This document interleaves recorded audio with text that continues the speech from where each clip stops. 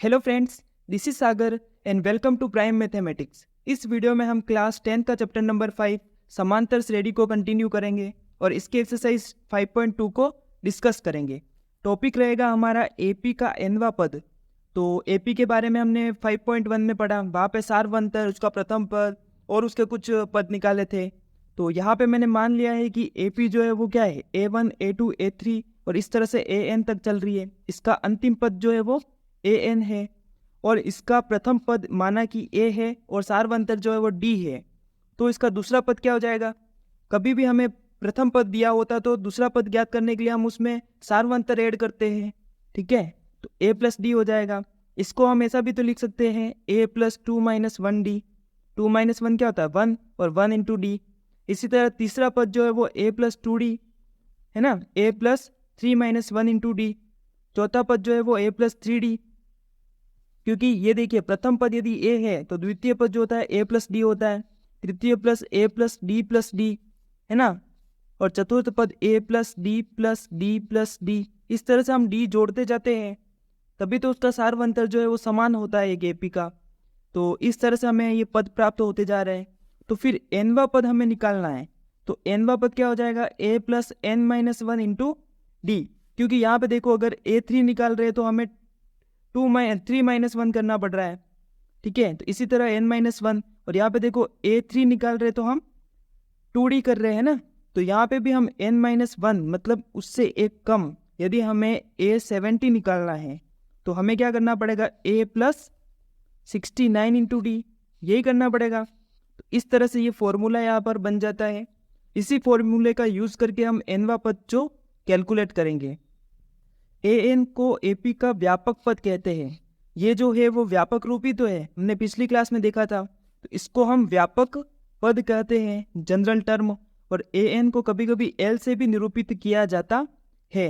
तो इसी बात को यदि एग्जाम्पल के रूप में समझे तो पिछले एक्सरसाइज में मैंने आपको एक एग्जाम्पल दिया था कि मेरे पास एक पिगी बैंक है और उसमें मैं हर महीने जो है, फर्स्ट महीने अगर 100 रुपये डालूंगा तो हर महीने 10-10 रुपये बढ़ाकर उसमें पैसे डाल रहा हूँ। तो अगर प्रथम महीने में मैं 100 रुपये, तो फिर दूसरे महीने में 110 रुपये डालूंगा, तीसरे महीने में 120, चौथे महीने में 130। इस तरह से मेरी जो है एक एपी बन जाएगी, ठीक है। उसका प्रथम पद क्या है? 100। इस तरह से द्वितीय पद जो है वो 110। इस तरह से पद मिलेंगे मुझे। तो अगर मुझे पता करना हो 13वें महीने में मुझे कितने रुपए डालने पड़ेंगे, तो मैं कैसे पता करूंगा?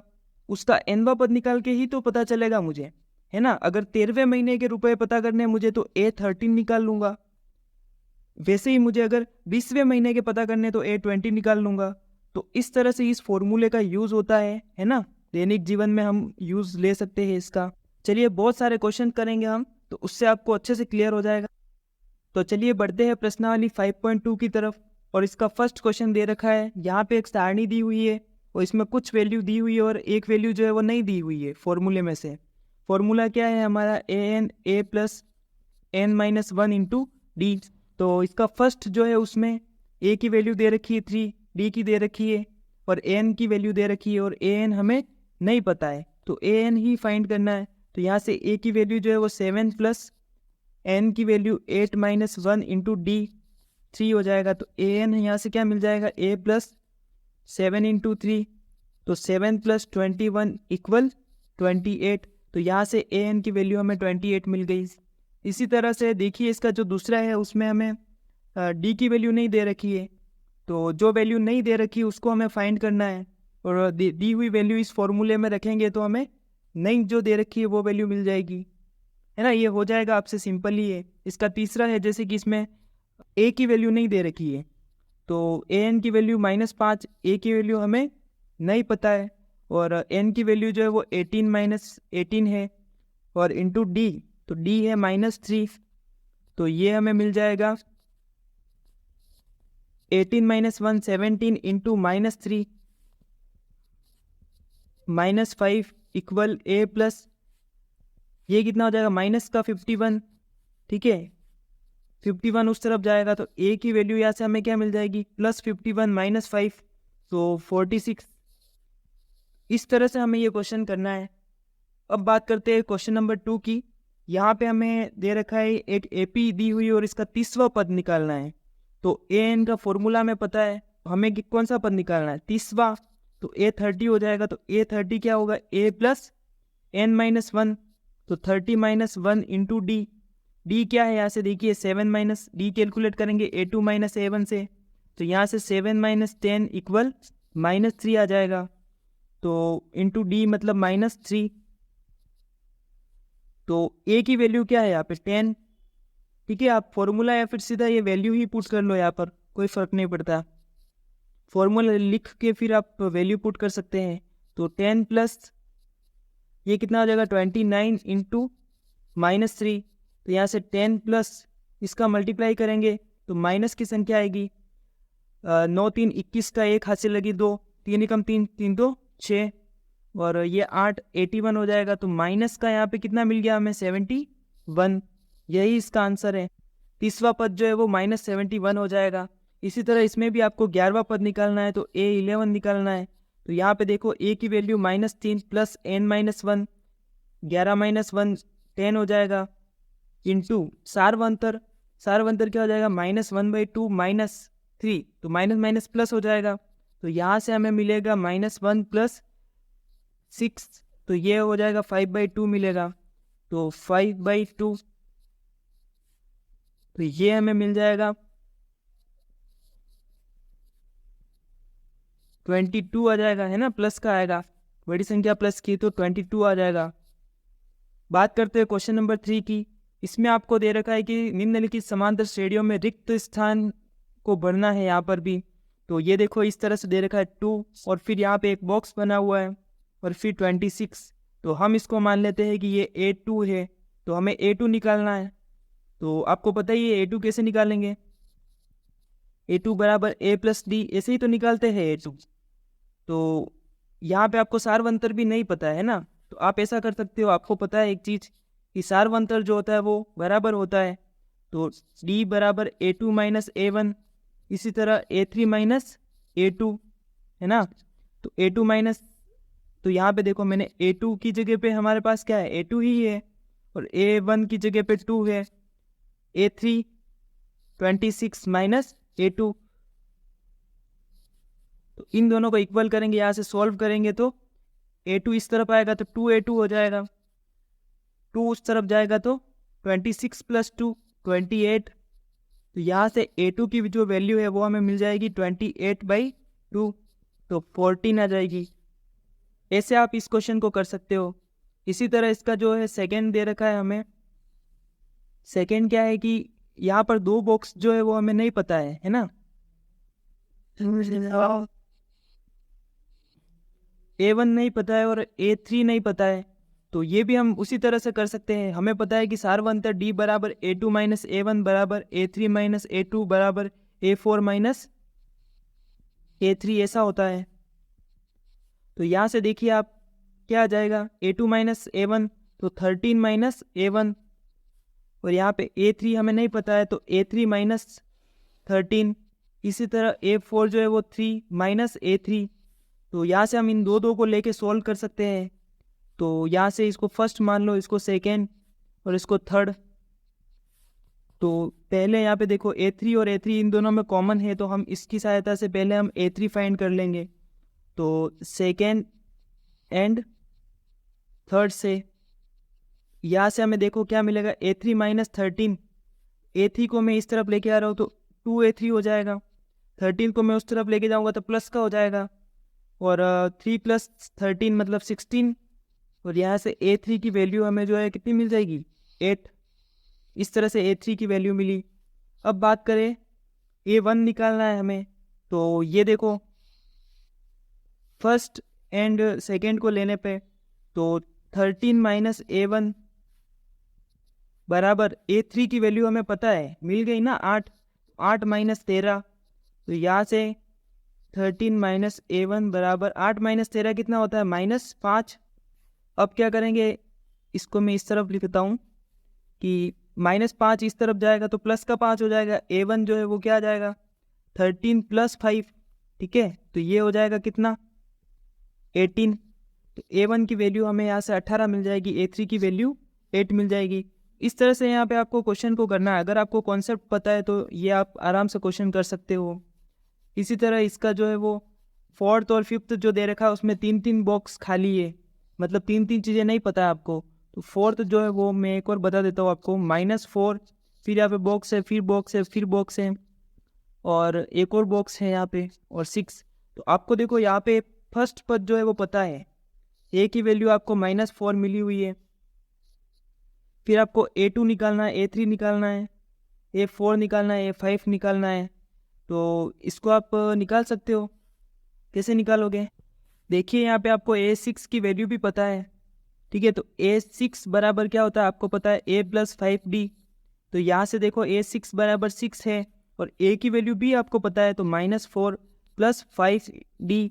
तो यहाँ से आपको क्या मिलेगा, 4 को इस तरफ लेके आएंगे तो 10 हो जाएगा, और ये 5D।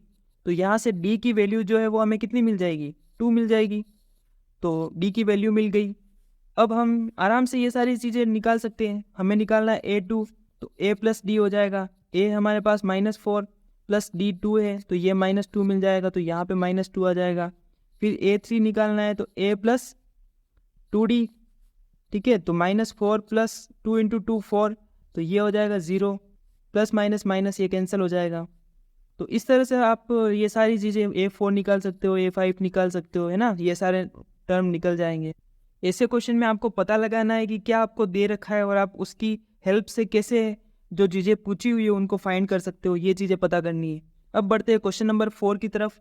यहाँ पे आपको दे रखा है कि ये एक AP है, और इसका कौन सा पद जो है वो 78 है। तो कौन सा पद, तो हमें निकालना क्या है, n की वैल्यू निकालनी है, ठीक है। आपको an जो है वो दे रखा है, कौन सा पद जो है वो 78 है, तो an बराबर a + n - 1 × d, ये फॉर्मूला होता है। तो 78 हमें पता है। फिर a की वैल्यू 3 + n - 1, n ही तो हमें निकालना है, ठीक है। कौन से नंबर का, n जो है वो क्या है, n वह पद है ना, तो कौन से नंबर का पद जो है वो 78 है, तो वही हमें फाइंड करना है।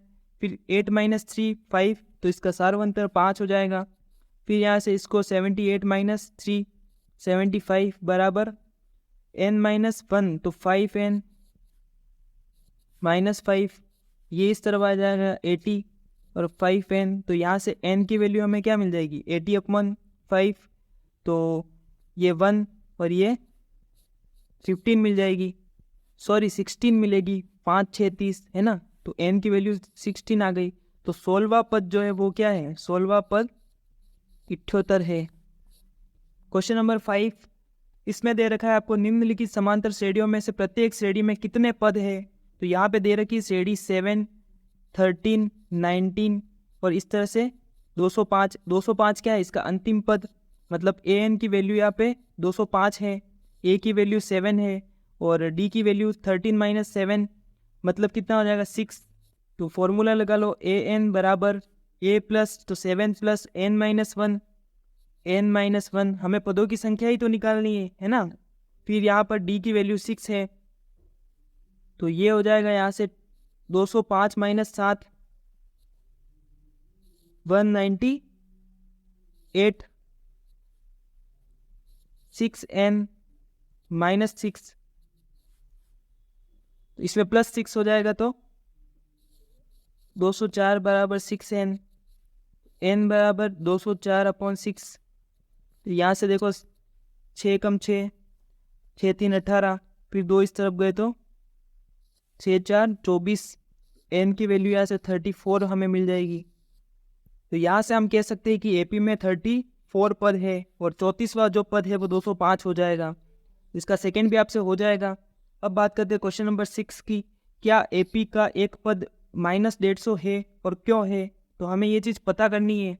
तो ये हमें कोई पद दे रखा है, ठीक है, तो हमें नहीं पता है ये कौन सा पद है। तो ये an पद है, मतलब इसको मान लेते कि ये कोई an है, ठीक है, और AP का कोई पद है। तो फिर यहाँ पर देखिए a की वैल्यू जो है वो हमें 11 पता है। फिर d यहाँ से क्या आ जाएगा, 8 - 11, मतलब -3, और ठीक है, अब फॉर्मूला लगा के देखो, तो -150 बराबर a + तो 11 + n - 1 हमें तो कौन सा पद है ये, मतलब यही पता करना है ना, क्या ये पद है या नहीं, पहले तो ये और क्यों नहीं है, तो हम कौन से नंबर का पद है ये पता कर रहे हैं।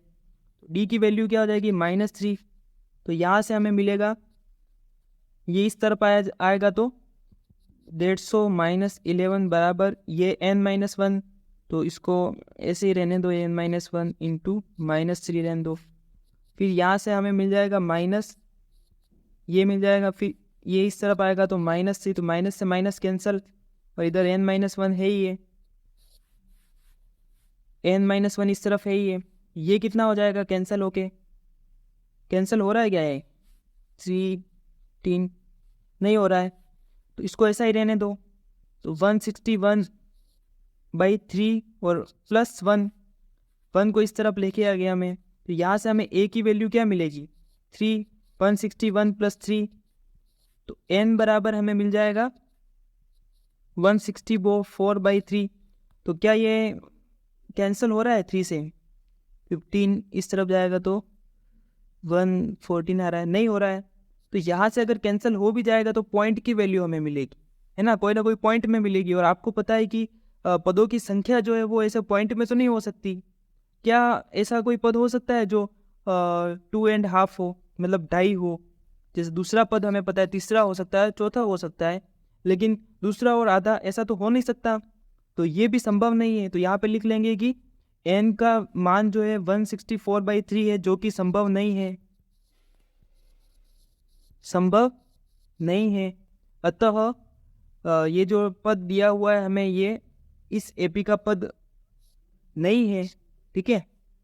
और क्यों नहीं है ये आपको पता चल गया, क्योंकि n की जो वैल्यू मिल रही है वो हमें कोई एक प्राकृत संख्या नेचुरल नंबर नहीं मिल रही है ना, कोई दशमलव संख्या मिलेगी।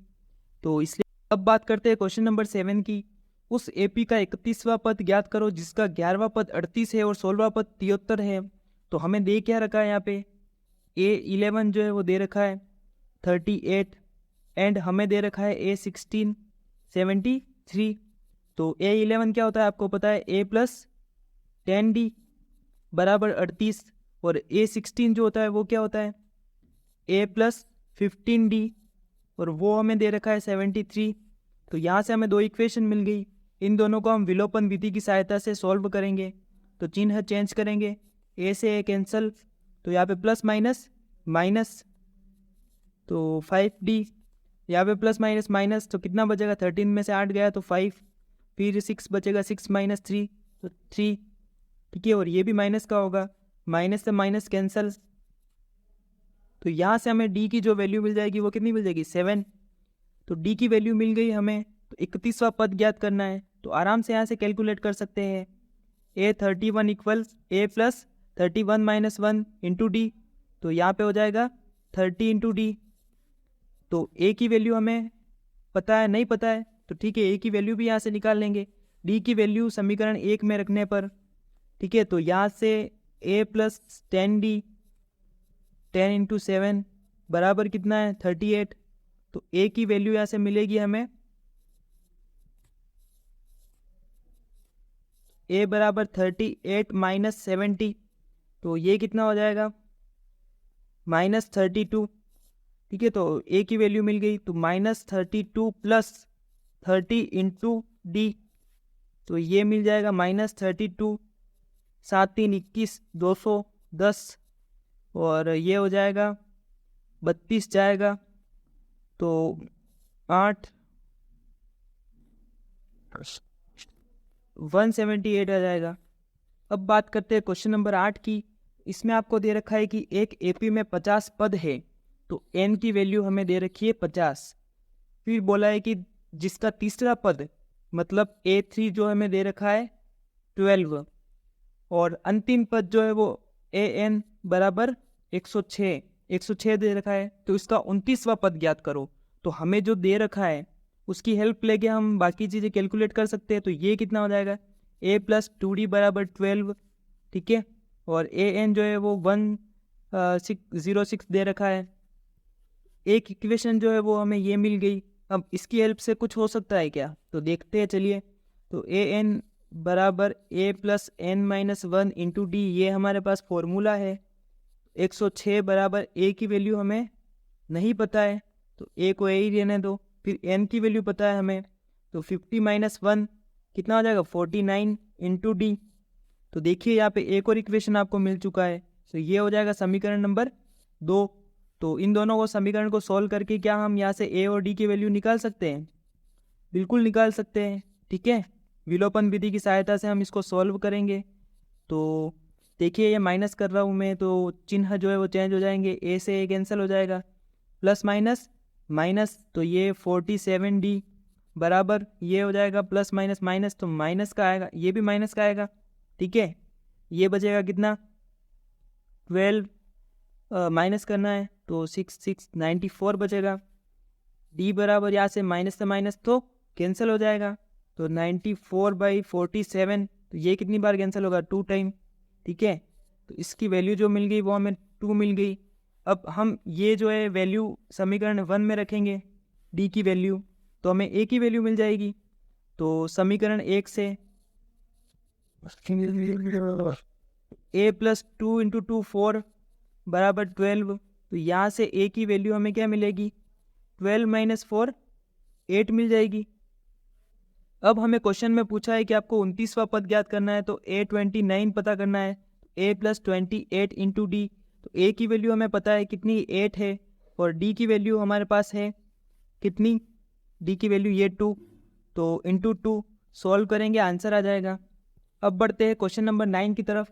ये हमें दे रखा है यदि किसी एपी के तीसरे और 9वें पद क्रमशः ये है तो इसका शून्य पद। देखो सब क्वेश्चन में सेम टाइप से ही है सब कुछ, हमें जो दिया है उसको ध्यान में रखना है, वहाँ से हमें कुछ ना कुछ चीज़ें मिलेगी और जो पूछा है उसे कैलकुलेट करना है। तो यहाँ पे देखो 9वां और तीसरा और 9वां पद दे रखा है, तो a3 बराबर हमें दे रखा है 4 और a9 यहाँ पे दे रखा है 8, तो ये हो जाएगा a + 2d बराबर 4 और ये a + 8t बराबर -8, तो इसको सॉल्व करेंगे यहाँ से माइनस हो जाएगा, तो ये आ जाएगा -6t बराबर -4, सॉरी ये प्लस हो जाएगा क्योंकि ये माइनस है, तो प्लस प्लस यहाँ पे 12 हो जाएगा, तो इसको हटाओ यहाँ से और 12 लिखो। तो यहाँ से हमें क्या मिला -2, डी की वैल्यू हमें -2 मिल चुकी है। अब हमें बोला है कि कौन सा पद शून्य होगा, ठीक है, तो कौन सा पद शून्य होगा, तो हमें an दे रखा है शून्य, क्योंकि हमें पहले से ही पता है ना शून्य जो है वो an है, और ये कौन से नंबर का पद होगा ऐसा पूछ रहा है, तो मतलब n निकालना पड़ेगा यहाँ से, n की वैल्यू पूछी है, तो कौन सा पद शून्य होगा, तो शून्य हमें पहले से पता है, अंतिम पद an जो है वो शून्य है, और अब इसका नंबर के कौन से नंबर पे होगा, तो a + n - 1, तो a की वैल्यू हमें नहीं पता है, तो यहाँ से निकाल लो a की वैल्यू, a + 2d, तो ये d जो है हमें पता है -2 बराबर 4, तो a की वैल्यू यहाँ से बराबर यहाँ पे क्या होगा -4, तो इस तरफ जाके प्लस हो जाएगा, तो a की वैल्यू 8 मिल गई। फिर 8 + n - 1 × d, d जो है वो -2 है, तो इसको सिंप्लीफाई करेंगे, यहाँ से मिल जाएगा हमें क्या मिलेगा -8 इस तरफ आएगा, ये इधर गुणे में है तो अपॉन -2, तो ये माइनस से माइनस कैंसिल, तो n - 1 यहाँ से 4 मिलेगा, तो n जो है 4 + 1 मतलब 5 हो जाएगा। तो पांचवा जो पद है, पांचवा पद शून्य होगा।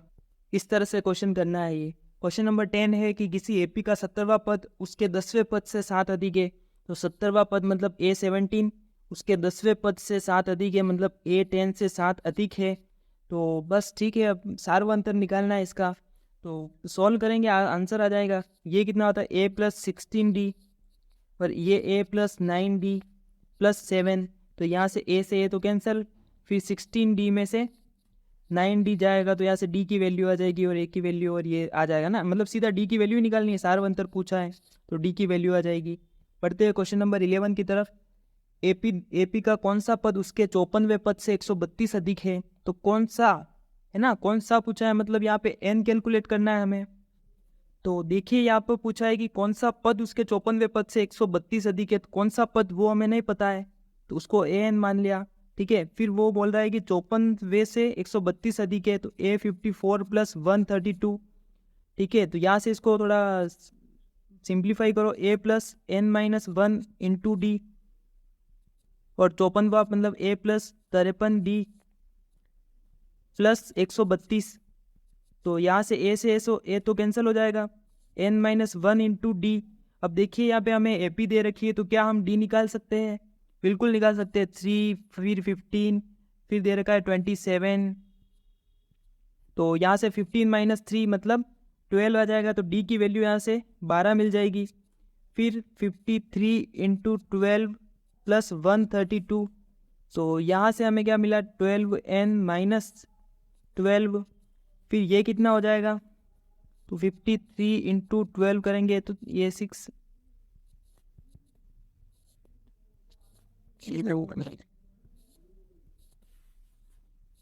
636 प्लस 132, तो यहाँ से 12n इक्वल ये उस तरफ जाएगा तो प्लस 12 हो जाएगा, 12 प्लस 636 प्लस 132, तो ये यहाँ से कितना मिल जाएगा हमें 2 प्लस 6 प्लस 2, तो ये हो जाएगा 0, फिर 1 तो 2 3 5 एंड 3 8, और फिर ये 6 प्लस 1 7 8, तो यहाँ से देखिए n की वैल्यू क्या आ जाएगी 12 5 60 और 12 6 72, और बचा यहाँ पर तो 12 5 60, तो 65वां जो पद है n की वैल्यू हमें कितनी मिल गई 65, और पूछा है कि कौन सा पद, तो 65वां पद जो है वो उसके 54वें पद से 132 अधिक होगा। तो इस तरह से इस क्वेश्चन को करना है। अब बात करते हैं क्वेश्चन नंबर 12 की। इसमें दे रखा है दो समांतर श्रेणियों का सार्वंतर समान है।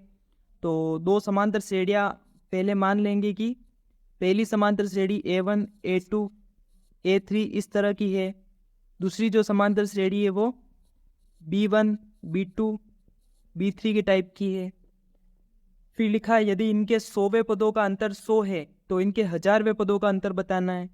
तो सार्व अंतर यहाँ पे हमें समान दे रखा है, ठीक है। सार्व अंतर जो है वो मान लेते कि D है, तो यहाँ पे इनका 100वें पद, तो A100 क्या हो जाएगा A1 प्लस 99D, इसी तरह B100 क्या हो जाएगा B1 प्लस 99D।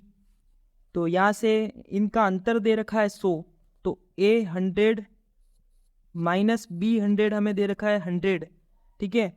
तो अंतर करेंगे तो ये इसमें से माइनस करेंगे तो 99 से 99 ये कैंसिल हो जाएगा, तो हमें कितना मिलेगा A1 माइनस B1, और ये हमें दे रखा है 100।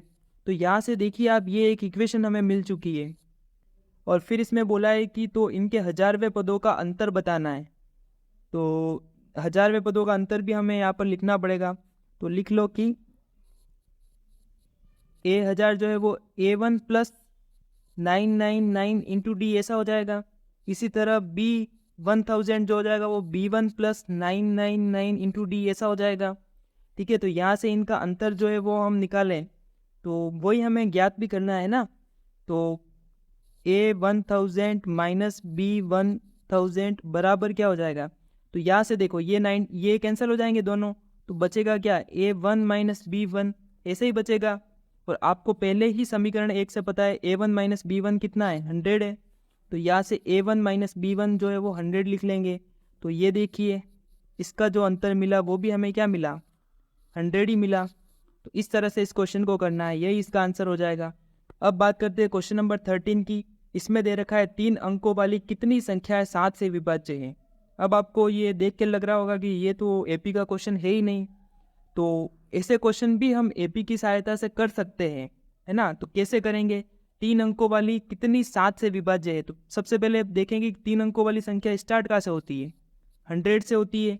क्या 100 के अंदर 7 का भाग जा रहा है, नहीं जा रहा है। फिर बात करें 101, इसमें भी नहीं जा रहा है, 102 में नहीं जा रहा है, 103 104 और 105। 105 में देखो आप 7 का भाग जा रहा है, तो पहली जो संख्या है वो 105 हो जाएगी। फिर इसी तरह आगे आगे हम लिखते रहेंगे, तो फिर आएगी 112 जिसके अंदर 7 का भाग जाएगा। इसी तरह अगर लास्ट से बात करें तो 999, ये जो है वो 3 अंकों वाली संख्या है सबसे बड़ी, तो इसमें क्या 7 का भाग जा रहा है, नहीं जा रहा है। फिर 998 में इसमें भी नहीं जा रहा है।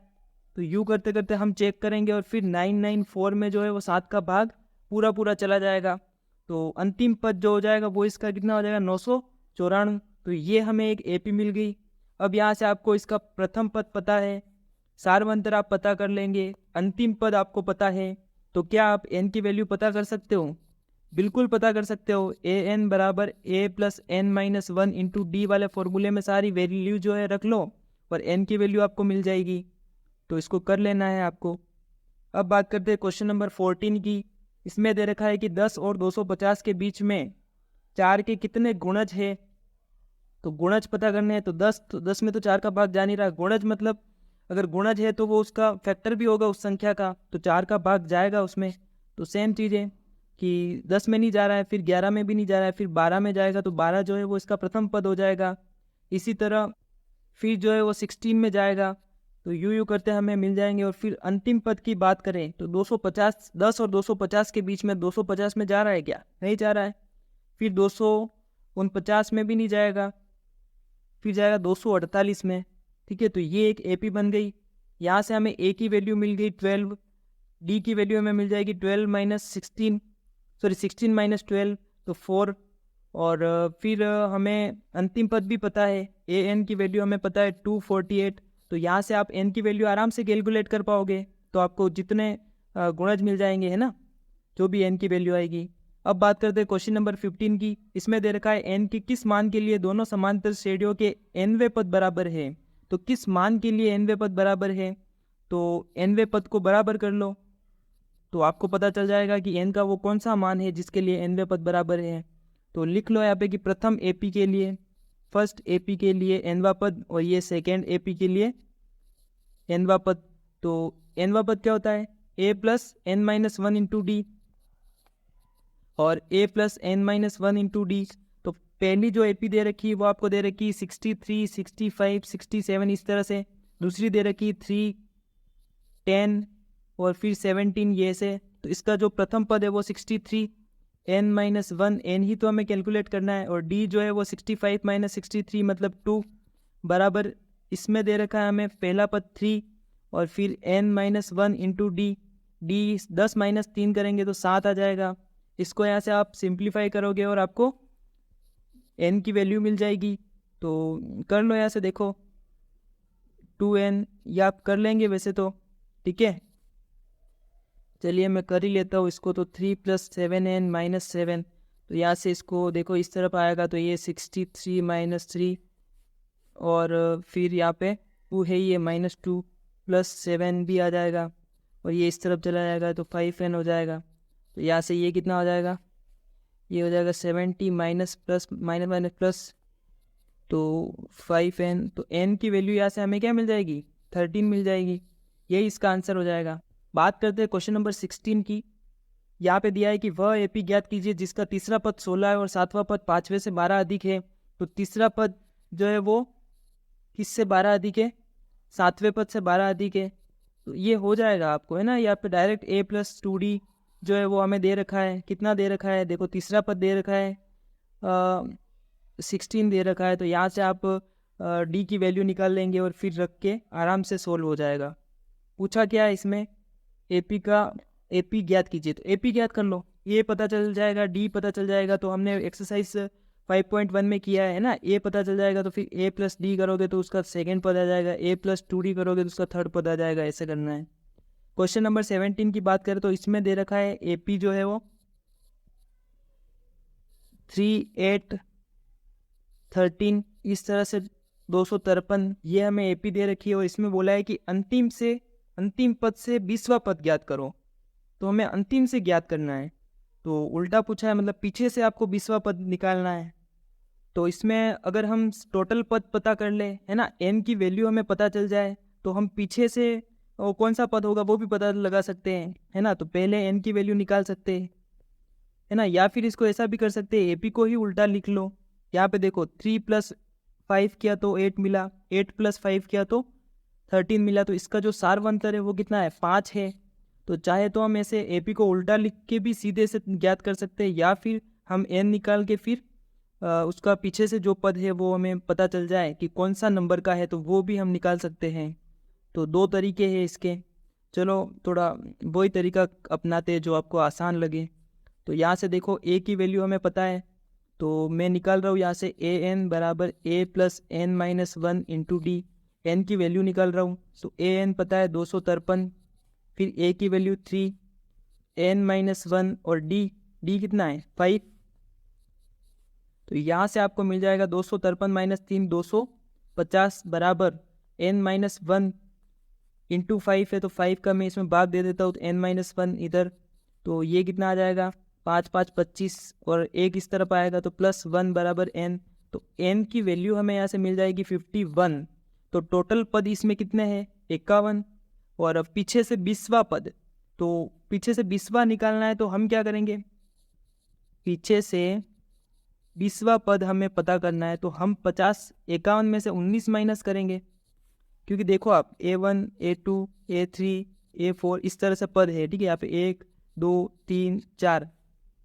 अगर आपको पीछे से दूसरा पद चाहिए, ये वाला पद चाहिए, ठीक है, तो आपको इसमें से कितना माइनस करना पड़ेगा, टोटल पद 4 है, तो 4 में से 1 माइनस करोगे तो ये पद आएगा तीसरा, है ना, तो इसलिए हमें यहाँ पे 19 माइनस करना पड़ेगा, तो 51 माइनस 19 करेंगे तो कितना मिलेगा 32, ठीक है, तो 32वां पद हमें कैलकुलेट करना है, तो A32 निकालना है, तो A + 31 इंटू डी, तो A की वैल्यू हमें पता है 3 और 31 इंटू डी की वैल्यू भी हमें पता है 5, तो यहाँ से कितना मिल जाएगा 3 प्लस ये हो जाएगा 5 5 3 15, तो ये मिल जाएगा हमें 158, तो A32 कितना आ गया 158, अंतिम से जो है वो हमें 20वां पद 158 मिल जाएगा।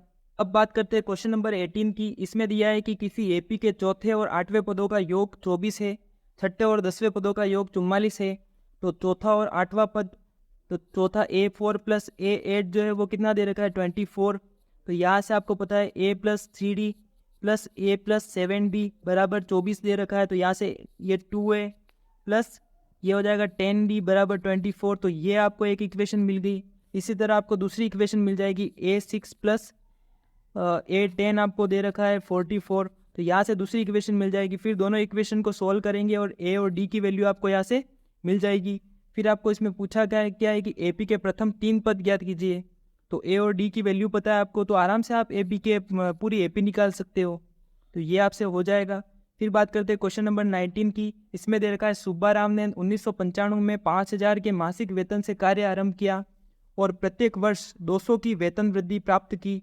किस वर्ष में उसका वेतन जो है वो 7000 हो गया? तो आरंभिक वेतन कितना है इसका? आरंभिक वेतन 5000 रुपये और वार्षिक वृद्धि कितनी हो रही है? 200 रुपये की वृद्धि कर रहा है। मतलब जो वृद्धि कर रहा है ये जोड़ रहा है एक तरह से 5000 में। पहला पद जो है A1 हमारे पास कितना है 5000 है और उसमें हर बार 200 जोड़ रहा है, मतलब इसका सारवंतर कितना हो जाएगा 200 हो जाएगा। अब हमें पूछा गया इसमें कि पूछा है इसमें वेतन वृद्धि, तो किस वर्ष उसका वेतन जो है वो 7000 हो जाएगा। तो किस वर्ष n निकालना है हमें। n जो है किसको निरूपित कर रहा है? वर्ष को निरूपित कर रहा है, तो हमें n पता करना है।